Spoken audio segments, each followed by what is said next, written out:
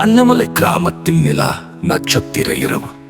அண்ணமலை கிராமம் பசுமையான வயல்வெளிகள் அலை போல் விரிந்திருந்தன.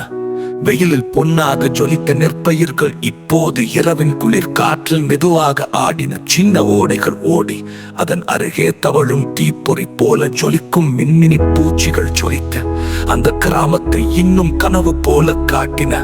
இந்த அழகான கிராமத்தில் அகர்ணா அக்காவும் ஆருத்ரா தங்கையும் அவர்களின் பாசமான குட்டினாய் அழகியும் மகிழ்ச்சியோடு வாழ்ந்து வந்தனர்.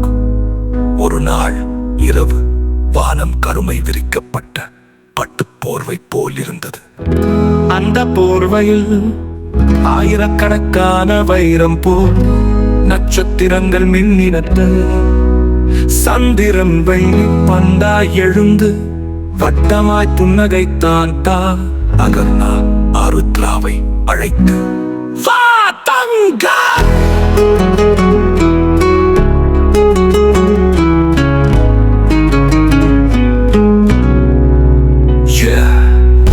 இன்றைய இரவு சாதாரணம் இல்ல. நிலா நட்சத்திரங்கள் எல்லாம் நமக்காக பாட அழைக்கிற மாதிரி தெரிகிறது என்று சொன்னாள்.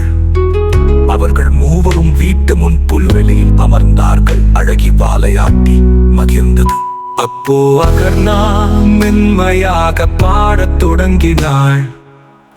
வட்ட வட்ட நிலாவே, வண்ணமான நிலாவே, எங்கள் அருகில் ஓடிவா, எங்கள் கனவை காப்பவளே.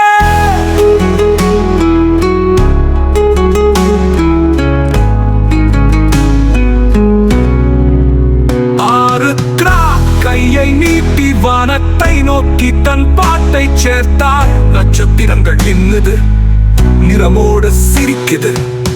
வானம் ஒரு பக்கம், எங்கள் மனம் ஒரு பக்கம். அழகியும் அதற்கு இணையாக பவுப்பவ என்று குறைத்தது. அது கூட பாடலில் கலந்து கொண்டது போலிருந்தது. பிறகு இருவரும் சேர்ந்து இன்னும் ஓசையோடு பாடினார்கள்.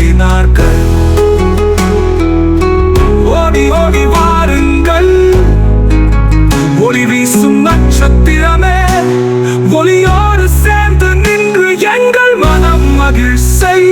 அந்த இரவில் பாடலும் சிரிப்பும் கலந்து வானமும் நிலவும் நட்சத்திரங்களும் அவர்களுடன் சேர்ந்து விளையாடுவதைப் போல இருந்தது. மூவருக்கும் அந்த அனுபவம் என்றும் மறக்க முடியாத நினைவாக ஆனது.